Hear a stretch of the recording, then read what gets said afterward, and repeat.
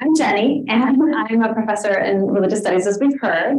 And I also had the great privilege of being a general editor for the new translation or the updated translation of the NRSV, which just came out this past spring in a limited way and is now fully out as of this winter. And soon the Harper One Study Bible edition of the NRSV updated edition will be available.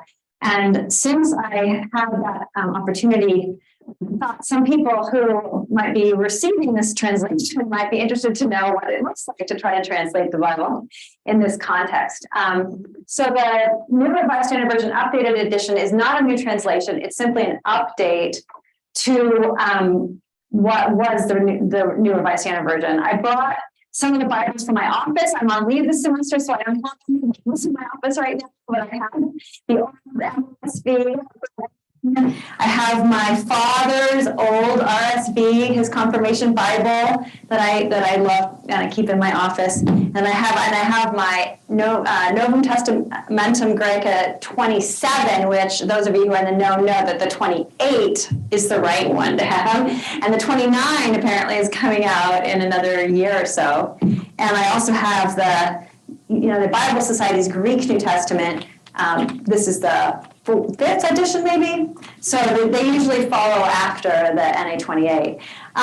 The New Revised Standard Version update follows in the tradition of the King James Version, the Revised Version, the Revised Standard Version, and the New Revised Standard Version. And the update was made because, as you may remember, the New Revised Standard Version itself came out in the 80s, and a lot has happened actually in scholarship and textual criticism since that edition. So the idea was to simply update, but let me stop talking for a minute and start my PowerPoint so those who are virtual can see what I'm talking about too. Just one second. Go. Yeah, is that working? Yeah. Okay, terrific. So the update began in 2017 when the National Council of Churches commissioned the Society of Biblical Literature to identify a diverse group of learned experts to undertake the project in coordination with the Bible Translation and Utilization Committee of the Friendship Press. And the new National Council of Churches approved and adopted the updated Bible at its October 2021 meeting. So it's taken about a year for it to actually come out. Before we really dive in and look at the mandate, the process and the mandate, I thought I would just ask you to get to know you a little bit. If you don't mind telling me what translation you normally use. I'm just curious. Those in the room can start. Anybody? NRSV. The NRSV. Others? King James. The King James, yeah. NASB. The NASB, I've used NIV a lot. The NIV, New Living. The New Living, yeah. Each of those translations has its own history and its own set of. All of those translations are translations by committee, right? But they have different committees, and the New Standard Version tends to be the sort of scholarly edition for the main line or something like that. And loosely speaking, although both versions were officially accepted by the National Council of Churches. Okay. So the idea was that religious leaders from diverse communities of faith would join together with conviction and offer good news of God's love, wisdom to guide, hope, sustain, truth to empower, forgiveness to change, and peace to bless all creation. For those of us who use the New Revised Standard Version and now the updated edition in classrooms, we have different sets of concerns. And so this edition was also designed to serve the needs of the academy as well as the needs of the church. So what was driving the National Council of Churches? I think that it's important to remember that it's the National Council of Churches that actually owns the copyright to the NRSV and now the NRSV updated edition. And as a general editor, I didn't really fully understand this when I went into the project. And now I see how, more clearly what kind of impact that ended up having on the translation itself.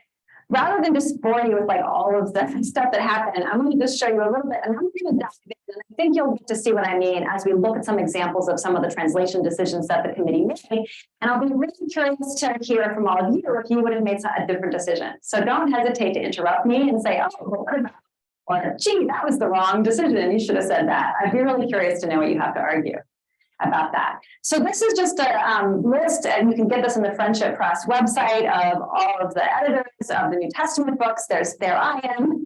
Mike Holmes was my general editor and co-conspirator, and then you can see who each of the books was edited by a particular scholar who is a known expert in that particular book.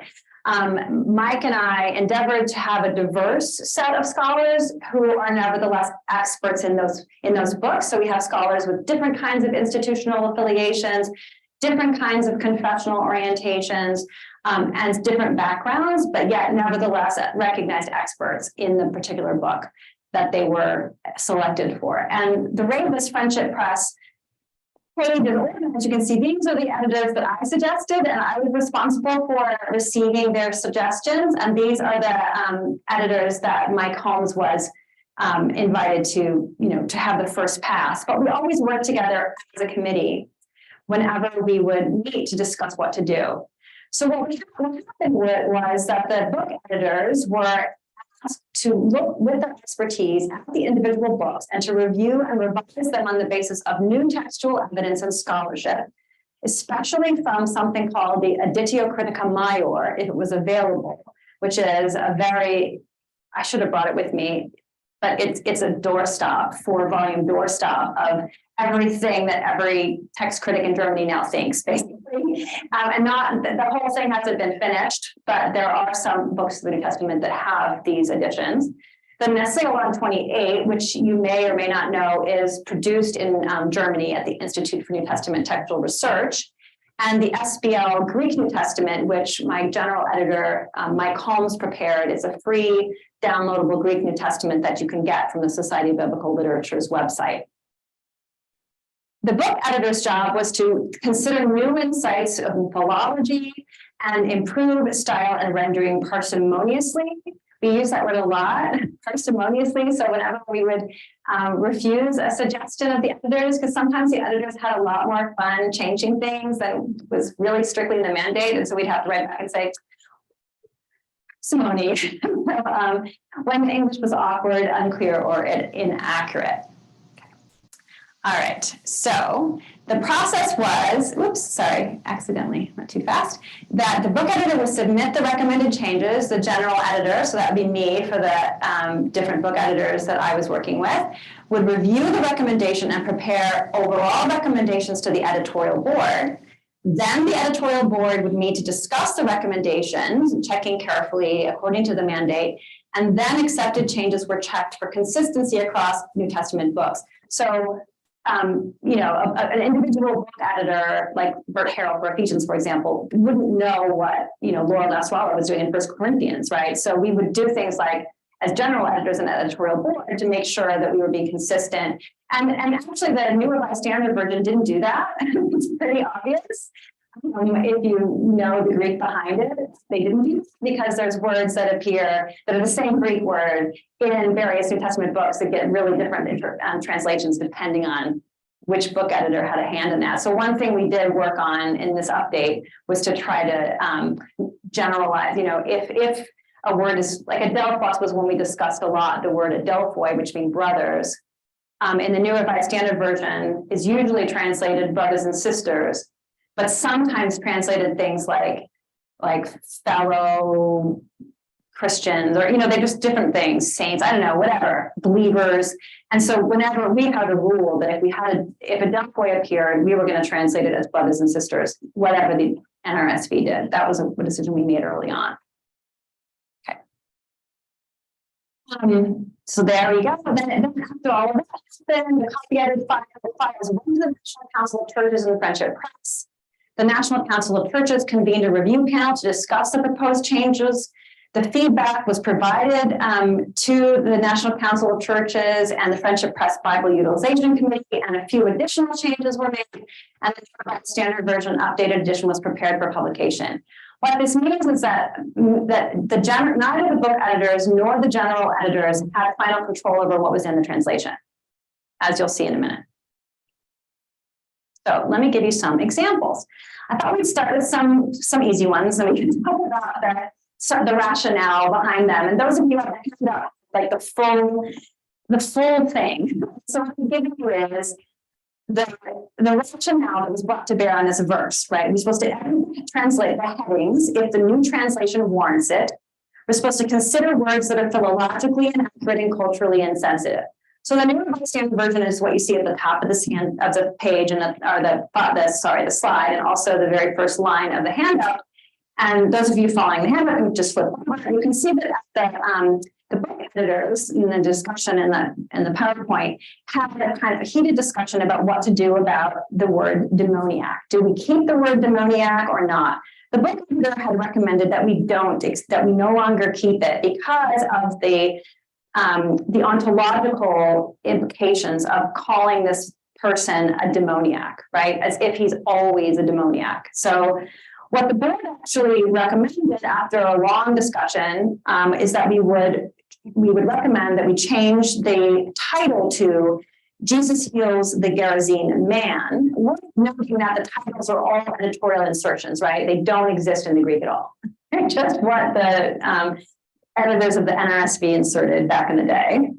And then we also suggested a text critical recommendation that the footnote now read, the word now read region as opposed to country, sort of philological, and then also to include the old text critical note about Gadarenes and Gerasenes. So those of you who are following along, this is what it looks like in the app. So here's a funny thing, even though I'm the general editor, I still don't have a copy of it. This is the app that I bought myself for my phone.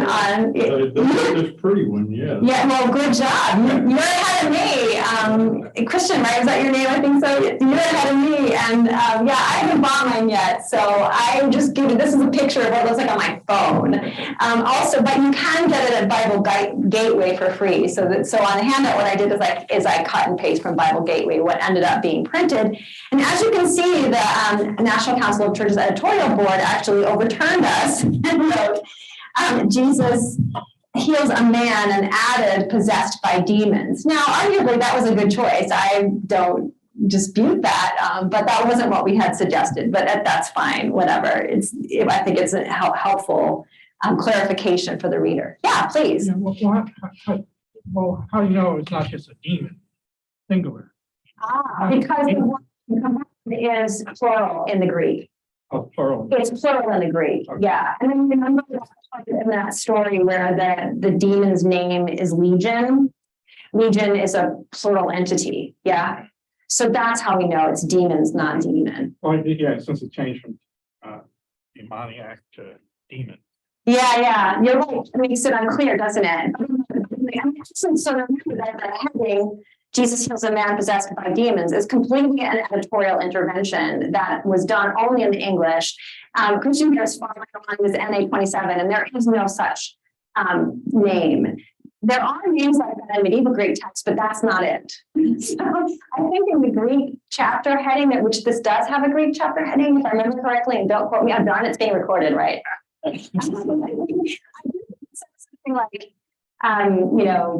Jesus expels demons or something like that in the Greek chapter name for this particular story. But the English and the Greek chapter names don't match usually. That's unusual. When you say Greek chapter names, you're talking about the UBS.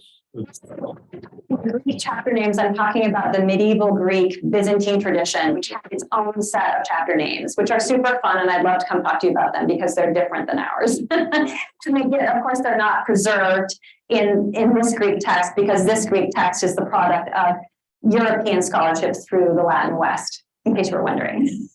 Yeah. Pardon me, so. Yeah, no, this is fun. This is fun here. When it's quoted here, it says with an unclean spirit. So yeah, is that considered a demon or? So I'm not going to take the time to open the Greek right now. What we describe daimonia. Sometimes there's a synonym that's used with unclean spirit. That is an actual word, so it would be like I don't know what it is in Greek. Christian, you have the Greek. What is it? Inumity akatharto. Yeah, so it's in unclean spirit. I think that when the demon introduces himself as Legion, perhaps that's why we get the man possessed by demons title. Again, I don't know what the logic was because I wasn't in the National Council of Churches board meeting when they had that discussion. We suggested man, right? So I don't know what that discussion was, so I can't answer for them why they made that decision. Okay. So then here's another one. This is the fun part of translation, right? It's like sitting there and debating it because that's what we would do. It took us a year of meetings, 2 a month. We would get together and we would review these and we would spend until we were finished, you know, hours reviewing each recommendation of the general editors and then our own recommendations and then sending it back to make sure it reached everything and then revisit if it didn't and so on. Okay. So here's another example from Luke 11:33 that you might enjoy because of this Little Light of Mine song, right? It's a good one. In Luke 33, the rationale for changing this particular verse had to do with reviewing and revising on the basis of new textual evidence and scholarship and improving style and rendering parsimoniously. So the NRSV reads, no one after lighting a lamp puts it in a cellar, but on a lampstand, so that those who enter may see the light. And then in a textual note, the NRSV says, other ancient authorities add or under the bushel basket. So in the context of the editorial board, we noted that both the Nestle Aland 28, which is that edition that's produced in Germany, and the SBL-GNT, which is the edition that Mike Holmes produced, include the phrase under the bushel basket as part of the initial text. This is the language people are using nowadays for the Greek text that they think is the best one, the initial text, the text from which all other texts derive. So the idea was to reverse the text and the note, and that was what was submitted to the National Council of Churches. And as you can see, they accepted the suggestion. So now when we get to that verse and this little light of mine, hide it under a bushel, we can guess textual evidence, or including that version of this little light of mine, which I think is rather nice. Okay. Get this one there. Oh, yeah, there it is in my phone. Okay, just a screenshot on my phone. All right. Oops, for some reason the title didn't show up in this bit. It's John 5:3. Okay. So this was another one where we struggled as a board and as and the book editor and the board itself on how to think about labels for disability. There's been a lot of changes in the English language, in our own sensibilities about how disability words should be rendered. This is an issue that we as translators care about as well, and wanted to try to figure out, in the spirit of the initial NRSV, which you might remember, one of the mandates of the original NRSV was to be inclusive in its language, which it got a lot of flack for that. That has been a part of that tradition. So we tried to figure out how to be sort of true to the Greek, really anachronistic, or not anachronistic, that's the right word, but like old-fashioned English terms that don't really show up in the culture so much anymore, and yet be specific and then also sensitive to the way that we're using these words now. So I'm not going to read the NRSV, but you can see that in the discussion, we decided that the book editor recommended that disabled is better than invalid. Okay. So the board agreed, but declined that particular recommendation in light of what had been already decided in other gospels. So what we ended up submitting is, in these lay many blind, lame, and paralyzed people. Again, avoiding the ontological, if you are, that means, you are, or paralyzed, you're paralytic. When a paralytic implies that the only thing that counts about you is that you're paralyzed. A paralyzed person says you're a person who happens to be paralyzed.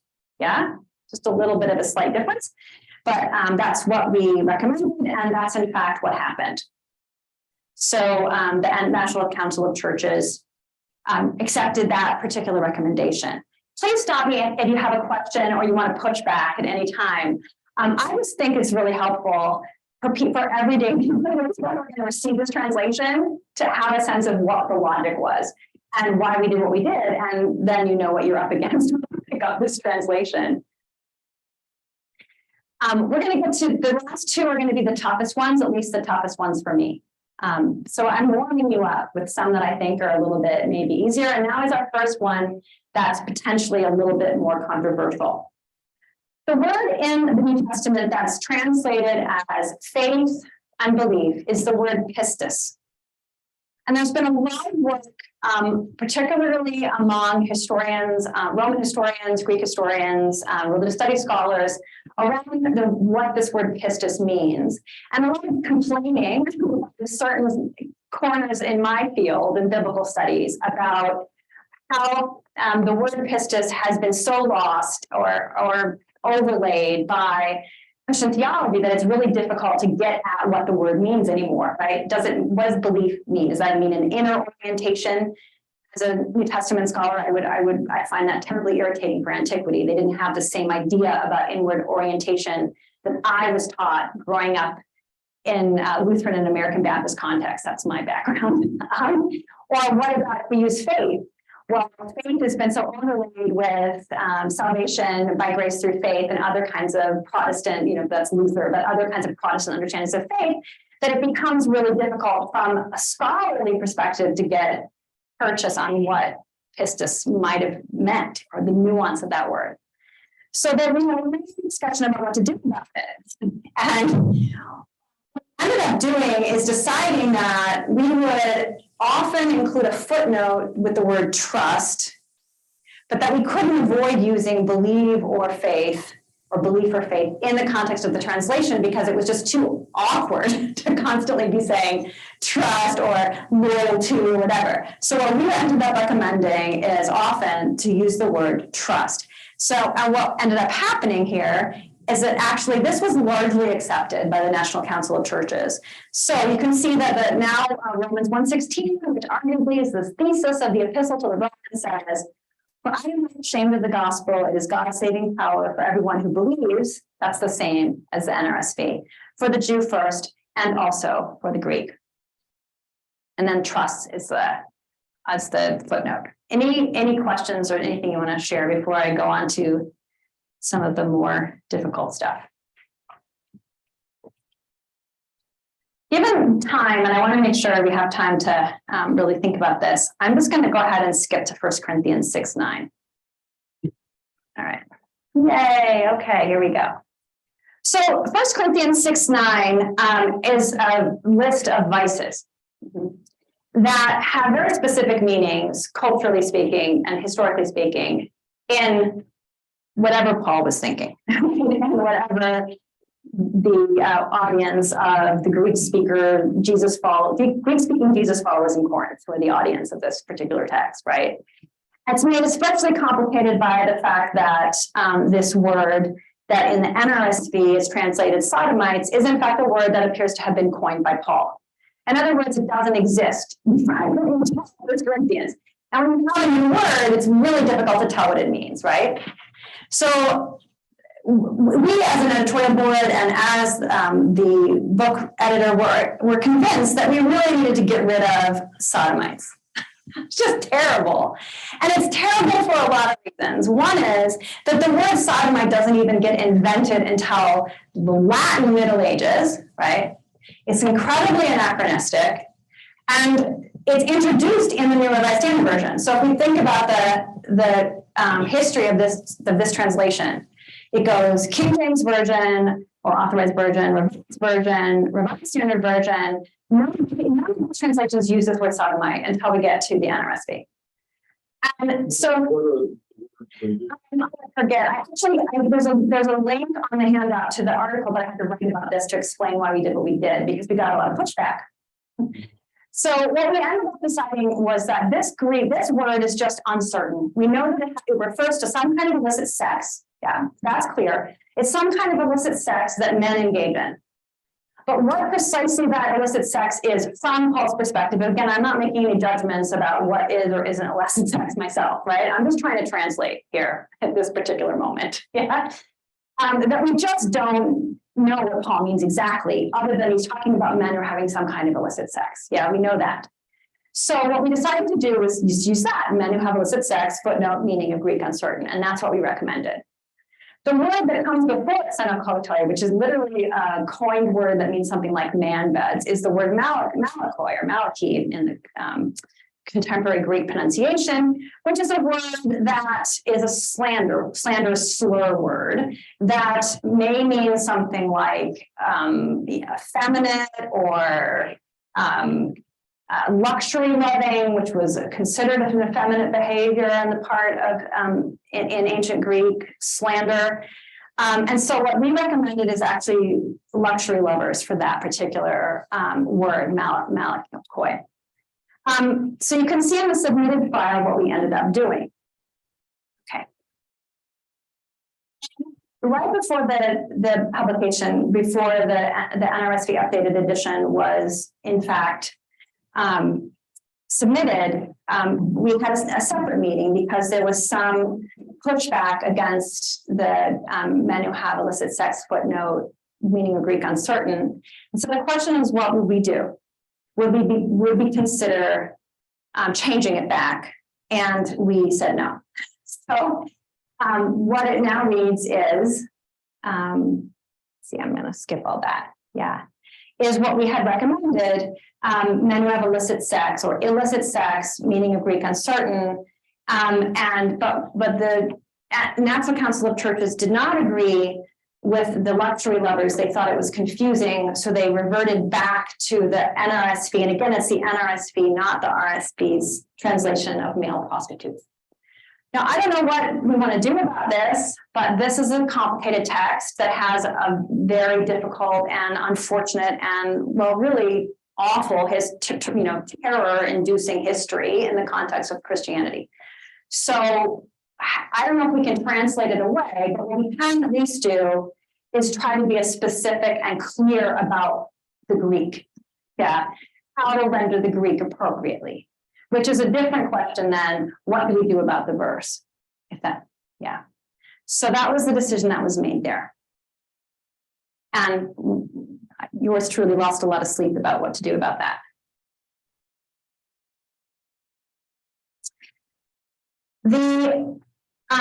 Another example of a text there. There's also the example from 1 Timothy 1:10 in the handout as well, which has the same problem. It's the only other occurrence of this word. Yeah, this word, man beds.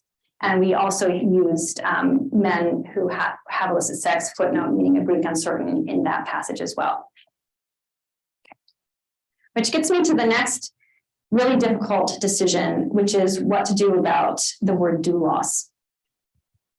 So the word doulos appears, those of you who have the handout, I've given you my draft of what was written for the SBL Bible Odyssey, where I wrote this down so I would remember.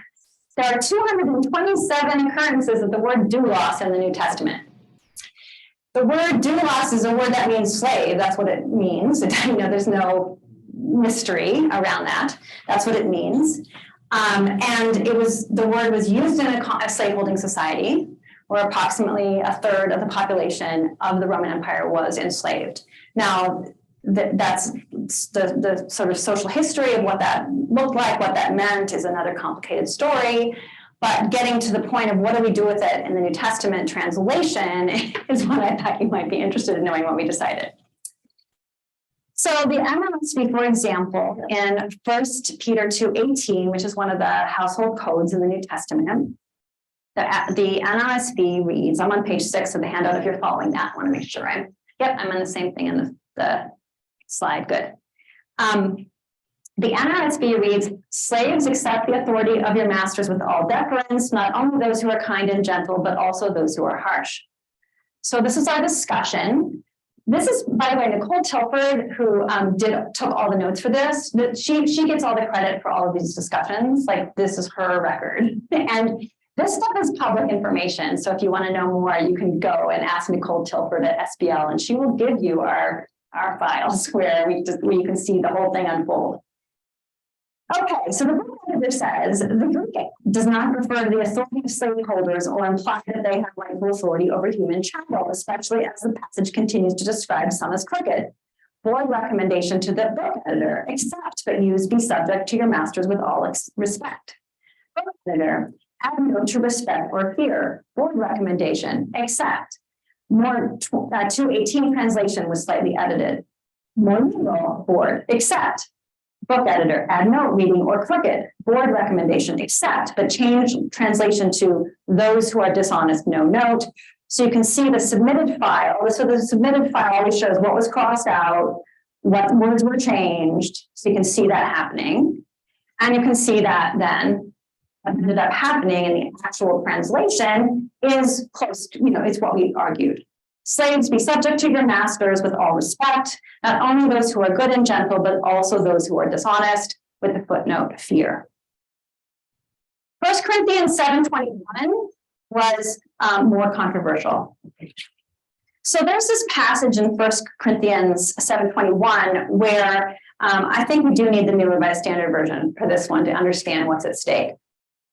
Paul writes, were you a slave when called?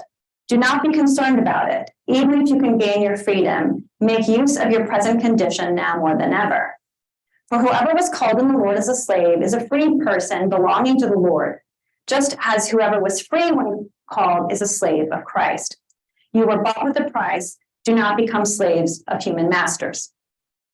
So the current NLSV, as it reads, seems to support slaveholding potentially, or to encourage the person who is enslaved to remain enslaved, right? Make use of your present condition now more than ever.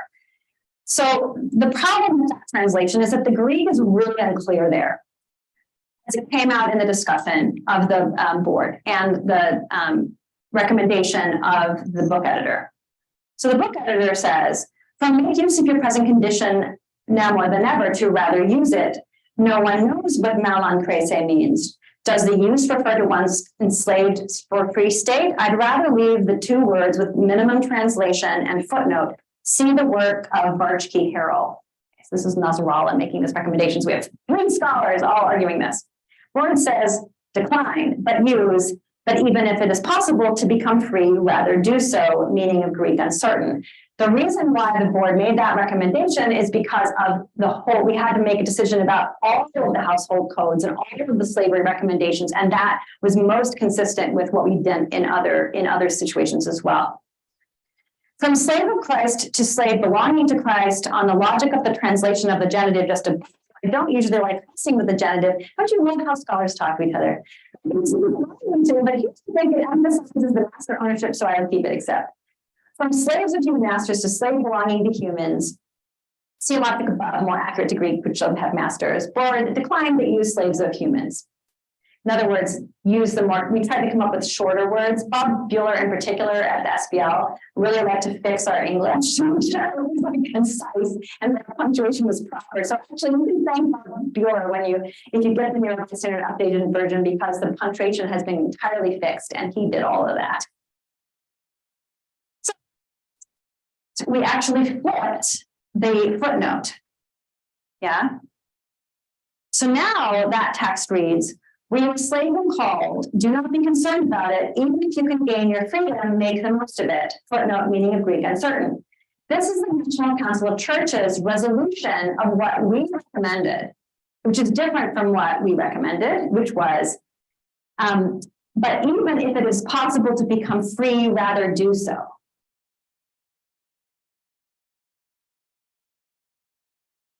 The National Council of Churches had done until I bought the app for Friendship Press. Nobody else might have been in about that. So Ephesians 6 also has a similar sort of household code and what do you do about slavery problem. Yeah, I don't have this. I'm sorry, folks who are online, I don't have this on your on the slide. So let's just go back to this so you can get the point. But on the handout, you'll see that one of the places that the slave problem was most difficult to resolve was in the way in which Paul and Timothy and Mary refused to refer to themselves as slaves. So there are instances in the letters of Paul where Paul says, I, Paul, slave of Christ. And the book editors, as a rule, recommended that I, Paul, slave of Christ, or Paul and Timothy, slaves of Christ, be translated as Paul and Timothy, slaves of Christ, I, Paul, slave of Christ, slave of Christ. But there was some serious discomfort with some of the churches who were members of the National Council of Churches with that decision, because it implies that God would enslave. So in the National Council of Churches requested that the editorial board reconsider that recommendation and to translate whenever there's a divine human relationship in view, to translate doulos as servant instead of slave. So the editorial board, some members were fine, that's no problem. Other grumpy were ones like no, I want the word to be slave. And, so the compromise was we will have a footnote that says Greek slave, yeah, which sometimes happened and sometimes didn't. But what did happen consistently is that it's still that the NRSV, like the RSV, continues to read I, Paul, servant of Christ, Paul and Timothy, servants of Christ, or in the Magnificat, where Mary declares herself to be a female slave of God, is handmaiden, which is the traditional rendering of the Magnificat of Mary's welcoming of her conception of Jesus. So those are some of the issues that we faced. I thought I would end with just a sort of a nice one about the Spirit, because I do think we try to be infused with the Spirit when we were making many of these really difficult decisions. In James 4:5, we have an instance of new textual evidence and scholarship, where the style was improved and rendering parsimoniously when English was awkward. So the NRSV has, or do you suppose that it is nothing for the scripture, that the scripture says God yearns jealously for the Spirit that he has made to dwell in us? Okay, so this is Margaret, oh my God, what's Margaret's last name? Angel. No, other Margaret. She's the dean of Asbury Theological Seminary. I went to school with her. Margaret Eamer, thank you. Okay, James. She recommended this requires a longer explanation. Neither epiposi nor apocryphane have a stated subject. They must be derived from context. The previous verse twice establishes a rivalry between Hokosmos and Hotheos. Continuing that rivalry into verse 5 makes sense contextually. In our literature, thronos is overwhelmingly a vice and thus better associated with Hokosmos. The phrase thomon, which I forget what that abbreviation is. Anyway, it doesn't matter. Has never been shown to be a quotation, unlike the quotation in 4:6. The proposed text attends to these matters by envisioning James' community as caught between the endless desire of the world and the grace of God. Board recommends accept with the change, or do you think that scripture speaks to no purpose? Does the Spirit that God caused to dwell in us desire envy? Note other ancient authorities read the Spirit that dwells. And we ended up with pretty much what we recommended. Or do you suppose that the scripture speaks to no purpose? Does the Spirit that God caused to dwell in us desire envy? With a footnote, other ancient authorities read the Spirit that dwells. So with the desire that the Spirit would dwell among us, these are some of the nitpicky decisions that made in the process of the NRSV updated edition. And I hope that we achieved something that is worthwhile for those of us who love scripture and who read it in translation. But it's I hope useful to know that first of all, that the translation was a committee project, which means that no single scholar got their way. Yeah, that in fact, this was a joint effort, and therefore nobody got their way, because that's what happens with a compromise, right? Nobody gets what they want. But at the same time, we really hope that the translation will be meaningful and helpful to those who aren't reading the Greek. with the recognition that, you know, as a scholar, I want to say to you, oh, I should go learn Greek. So I'm mind out about how to translate some of these words. When I was teaching Infant New Testament, when I was in the middle of this, and we were just having the discussion about what to do at doulos in my class. And so I asked my students to write an essay. And I gave them the rationale of the book editors, the rationale of the general board, the rationale of the National Council of Churches, and then I had them to make, you know, to take a stand. And I would say about half the class just argued what yours truly had argued in the beginning, which is that we should be consistent and translate doulos as slave or enslaved in every instance. And half the class argued, no, we should be more sensitive to the way that that's received by contemporary readers and who don't want to live and never have, you know, ideally don't live in a slave owning society. And we certainly don't want to go back there. So can we please not have a God who would be willing to make somebody a slave? So half the class argued that. I just, for the sake of curiosity, how many people think we should have translated doulos as slave or enslaved in every instance? Are you willing to out yourself? Yeah. How many people, I mean, maybe you don't know, maybe you need to think for 5 more minutes, but how many people are happy that we stuck with like, I, Paul, servant of God? Interesting. So it's about the same as my class. It's really interesting. I mean, there's so many words like this that because they have, this is scripture, right? And it has such a powerful presence in so many religious communities. And of course, also in our broader culture, the decisions that we make about how to translate these words can reverberate in ways that are wonderful and also ways that are disturbing. And we don't control that. Yeah. In a first year Greek class I once taught, I had a female student who, when that word doulos came up in vocabulary, she seized upon it and began to call her boyfriend doulos from that point on. Oh dear. No, he eventually found out what it meant. Another student. Romans 16:2. Diakonos. Yes. Oh yeah, we had a lot of discussion about what to do about that. Yeah. And I think you ended up leaving it as deacon with when it's referring to a female, and minister when it's referring to a male. Oh gosh, I didn't check that one. You know, because we had so many discussions and backs and forths, I often forget what the decision was. And I won't, because the National Council of Churches made the final decision, I sometimes don't know. So I would have to go back and see what the recommendation was. I don't think there's nothing about in my mind that we would make such a distinction, a gendered distinction.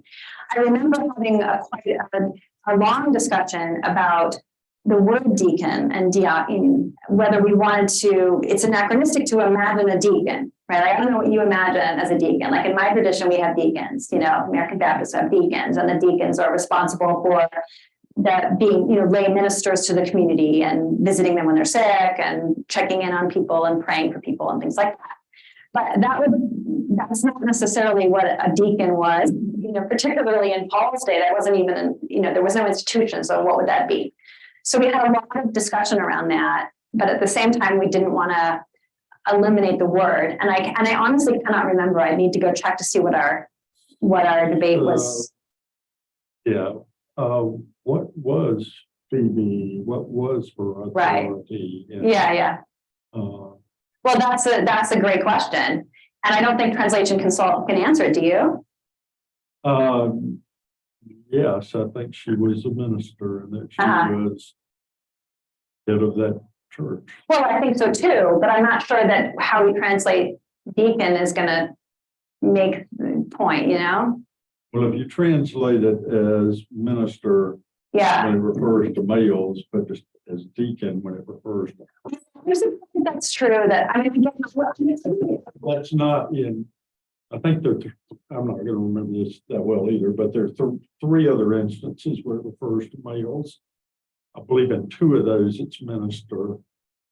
But I'd have to check. We can do that. I will look to Nelson and I will expose what the notes are around that, because I certainly would not have supported in the context of our board meeting any gendered distinction between how that word is translated. That is something I would be opposed to doing, because my general translation philosophy was usually, let's be consistent. When the word is doulos, let's translate it as slave. You know, if the word is diakonos, let's translate it as however we're going to do that, minister or deacon. I wouldn't make a gender distinction. I don't remember that ever being proposed to the board. So I would need to go check to see the history of that particular discussion to really answer your question. But thank you for your question. Okay, one more. Pronouns for God. Pronouns for God. Okay. I mean, again, that would have been not in our mandate to change those, because the NRSV was quite clear that it was attempting to do gender neutral language, or gender inclusive language, I would be better way to put it. And it was an updated edition, so we didn't change those very often. They are masculine, so they're still masculine pronouns. If there are masculine, I mean, again, I would need to look at each individual instance, but unless there was a strong argument from the book editor that the general editorial board could make as a consistent argument across the New Testament, the gendered pronouns were not changed, except for, in the case of adelphoi, as I was just saying, for consistency. So adelphoi is a Greek word that means brothers in the plural. But because Greek is a gendered language, yeah, and a gendered language where brothers can mean, 10 siblings, one of whom is a sister, more brothers, and the sisters are lost under the brothers, yeah, because this one word, adelphoi, the plural, is inclusive potentially of sisters as well. When the NRSV was translated in the 80s, the decision was to translate often adelphoi as brothers and sisters, but that was not done consistently. So the NRSV updated edition made that consistent, so that anytime the word is adelphoi, you will now see brothers and sisters, and not some other word or set of words. Yeah. I'm in conversation with some of my favorite people to talk Bible with, and one of them has questions. Okay. He'd love to know if your translation work was affected by something like the Cambridge Greek lexicon or resources that use spicier translations than we're used to. So the way that might have impacted the translation would have been through book editors. Okay. Yeah. So book editors did that kind of granular work because we assumed that they were the experts of that particular book. That's why we picked them. Yeah. Okay. And so if there was sometimes as a general editor, if a book editor made a recommendation that I really wanted to make sure we accepted that didn't necessarily obviously meet the mandate, I would go do a little bit more research. Just for my own sake. Not that would have necessarily influenced anyone, that's for me. But the book editors would have done that kind of granular analysis. And so I don't know whether the book editors consulted that resource or not. Seems very fair. The other question was, how, if at all, would you or the board respond to the perception that the NRSV is a more liberal translation? I'm going to speak for myself, okay? I'm not speaking for the board. This is Jenny now talking to you, okay? I think that the NRSV tried to present a consensus of a kind of mainline Protestant consensus combined with, this is Jenny, a scholarly approach in the 80s. When we were doing this translation, if you look at who the members of the editorial board are, you'll see that there's a wide range of Christians and non-Christians represented on that board. So my main context now for teaching Bible is in college. I am an American Baptist. I've certainly worked in church context and taught Bible in church context, but my main context is in college, college students. And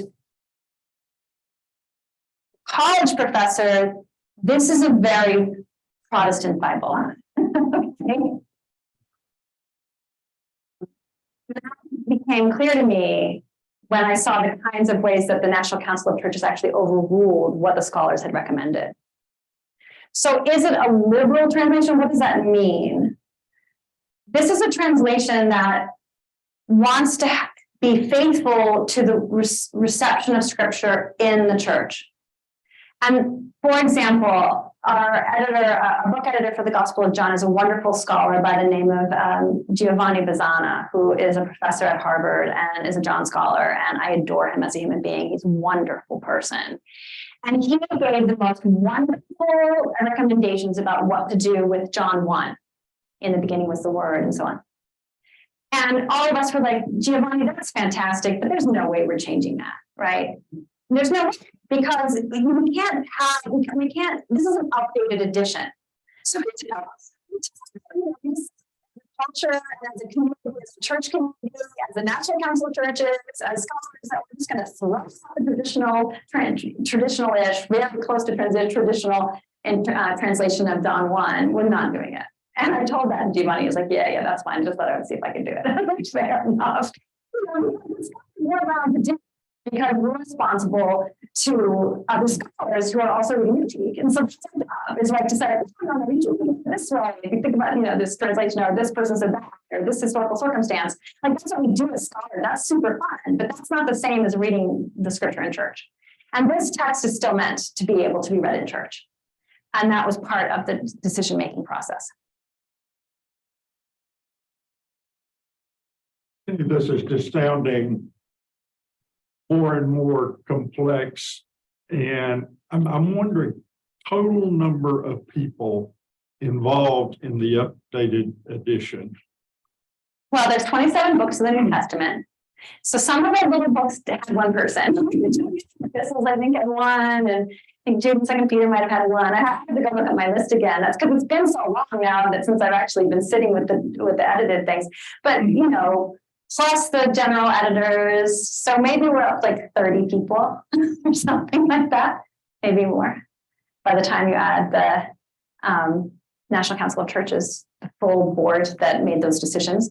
Abraham Smith, who is a wonderful scholar, a wonderful human being teaches at Perkins, was the representative of the National Council of Churches to the editorial board and was there for probably 90% of our meetings and had a say in the conversation for sure. It was very collegial conversation. The board itself, we understood that we were compromising and we were aiming for the very best translation that we could deliver to the church and to the academic community. So that was our mandate, and that's what we tried to do. It was mentioned, but like I have a Bible that is just full of footnotes for basically every verse. So it's almost like an additional interpretation. Yeah. And I think for the average reader of the Bible, even though these revisions are made, it's still, I think, requires, well, what do you mean? Yes. And I kind of end up just reading the footnotes instead of the actual text, because I can understand it better if I just go along and read. Yeah, no, I in my other life, I think one of the reasons I was asked to do the general editor is because I actually work on the text of the New Testament. So that's why I know about the Greek chapters and that kind of stuff. And it is the case that throughout history, numerous what as a scholar might call paratexts have been introduced to scripture in order to tell us what it means, because everybody wants to know what it means. Doctor's upbringing, it's not obvious necessarily what it's saying. And as you can see, even in our board, we couldn't necessarily agree. Yeah. So, and we do this for a living, and we don't agree. So you should not trust us, or you should at least, trust yourselves in your community, in your tradition, to come up with, a reading that is a reading that's appropriate to your setting, and assume that your faithful discernment in the Spirit is not certain. There's no certainty, but we can at least try. And in trying, we come closer to understanding who God is. I think it's the trying that matters. in my view. But it's still kind of interesting. I can't remember the name of the Bible now, but they do lists like maybe, I don't know what you call them, committee members or Yeah. contributors, and they all came from different faiths, Yeah. but then, it must have been a lot of hard work to not to put all these footnotes of what the passage probably mean, to agree, so to speak. Yeah. And kind of like it's almost a separate interpretation that they all had to kind of agreed, oh yeah, that's what that means. So I find that kind of fascinating. Yeah, agreed. And most of the footnotes in something like this Harper Collins Bible, right, are going to be historical critical footnotes. So you're going to get notes about different texts have different things. And then we see that in the NRSV already, and the NRSV update also does that. And also information like this word means that, or this is where this place was. But that shows the frankly, European and North American interest in historical critical reading. If you were Origen of Alexandria, who is one of my favorite old scholars from back in the day, 3rd century, inventor of Greek Christian scholarship, you really don't care about that. Which is not something that would be Origen's footnotes. If you were to put footnotes in a New Testament, that wouldn't be what he would put in there. And you almost may think that it's different Protestant denominations, part of the division of Christianity may have to do with some of the interpretation of what the Bible means. Oh, absolutely. I mean, actually, when it comes to the text of that's underlying the translation, huge conflicts were adjudicated on the basis of disagreements around what the base text should be. Particularly in the Protestant Reformation for the Old Testament, not the New, but in the 19th century in Germany and Great Britain, huge arguments about ecclesiology and theology are fought over questions of what's the underlying text. And you can actually see that happening now. Like, remember when I said to you, this is what we think the initial text is?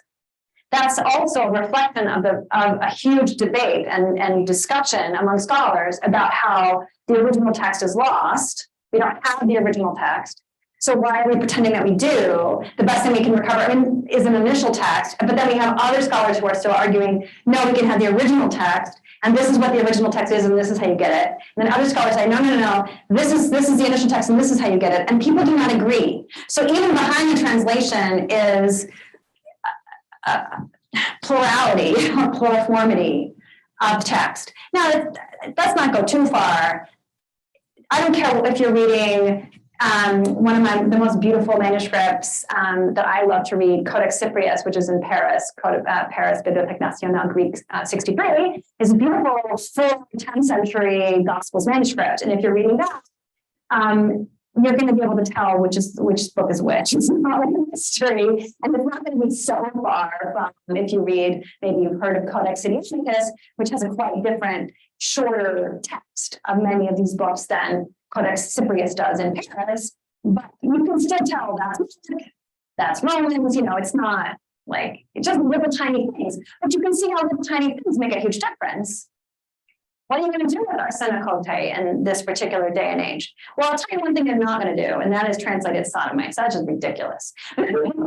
Something else, but that's a dumb translation, so I don't care what your other ideas are about everything. That is a bad translation. So at least we can agree on that. Other questions or reflections? I have no idea what time it is. There's no clock in this room. Clocks in the room. Always know, class is about to end. I better wind it up. Say the dramatic thing now. My favorite all-time translation of something. One of those lists of vices, the first New English Bible translated as loose livers. Loose livers, that's a good one. That sounds like something that my grandfather would have said to me. Yeah. Trying to keep mine.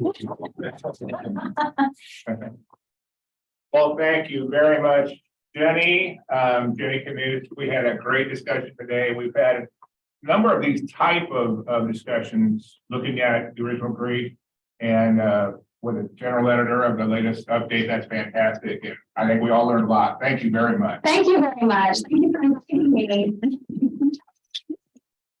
Next week, we will have the Reverend Colin Yuckman, Director of Digital Learning Formation at Duke Divinity.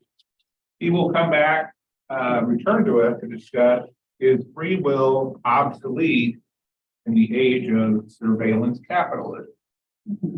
Huh, interesting. That'll be a good one. So I can come to that. All right, thank you. See you next week.